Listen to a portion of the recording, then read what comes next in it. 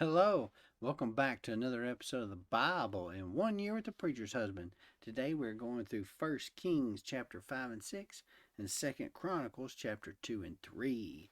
So let's dive in right off the bat. Chapter 5 of First Kings about Hiram's building materials. Now this is a depiction of King Hiram of Tyre. Notice in the back there's like a river, there's water, there's boats, there's pillars everywhere. Hiram was a builder, and he was great at this. He was really good buddies with King David. Now, David had traded with Tyre when collecting materials for the Lord's house, the temple. Now, Solomon also benefited from good relations with King Hiram of Tyre in purchasing materials as well. For Solomon, this cooperation was extended to joint international trade ventures. Now, Hiram was absolutely ecstatic that Solomon was willing to continue trade with him, and there was a specific reason for this. It wasn't because he wanted to have a part of building this temple, it was mainly because he relied on trade to feed both himself and his people. They did not have a whole lot of food there. They had a bunch of trees, they had a bunch of stuff, but they didn't have food. So most of their food came from trade. I found that to be very fascinating. Um, in verses 8 through 11, we find out that about that business relationship in particular, where Solomon bartered food for lumber and other products. Hiram's men would cut the lumber, bring it to the sea, and lash it onto rafts. Then the rafts were floated south and beached, probably at Joppa. That was the port that was nearest to Jerusalem. And from there, they were taken to Jerusalem by the road that passed near Gezer. The amount of grain mentioned in chapter 5 of First Kings here was somewhat more than half the amount of grain collected for Solomon's government structures that we read about in chapter 4.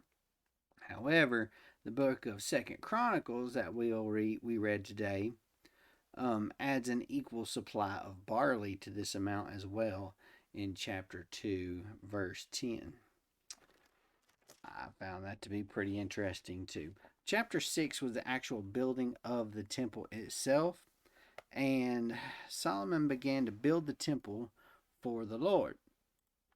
Now, of course, he was using this wood that he got from Hiram, and this is a depiction of Hiram's men chopping down those huge cedars of Lebanon. Now, in Second Chronicles chapter 3, verse 2, it dates this operation here by the precise day in Solomon's reign.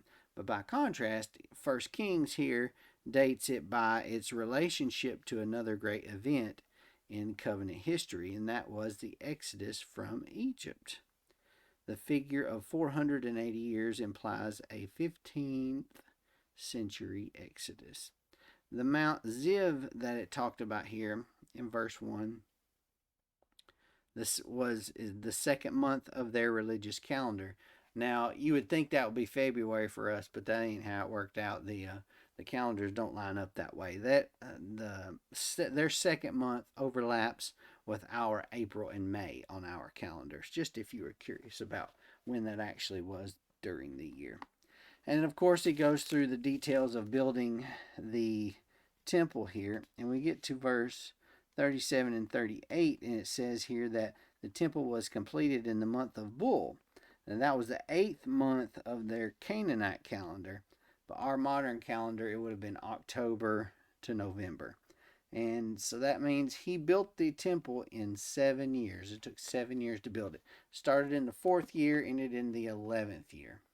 So that was 7 years to build the temple. So now we're going to move on to Second Chronicles, chapter 2 and 3. It starts out with Solomon's letter to Hiram. So this Chronicles gives you more details. It actually gives you the actual words of the letter that Solomon wrote to Hiram according to this.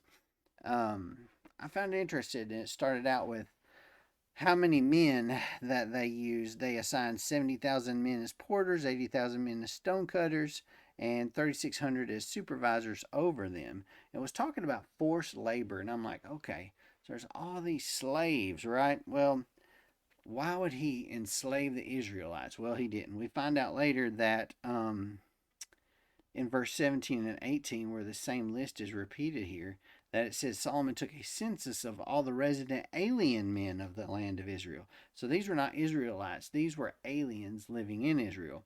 After the census that his father David had conducted, the total was 153,600. So Solomon made 70,000 of them porters, 80,000 of them stonecutters, and 3,600 of them to be supervisors to make the people work. I thought that was pretty interesting.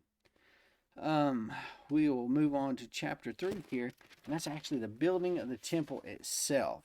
And it goes through a little bit of the building of the temple and the building of the most holy place, and also at the end it starts talking about the bronze pillars.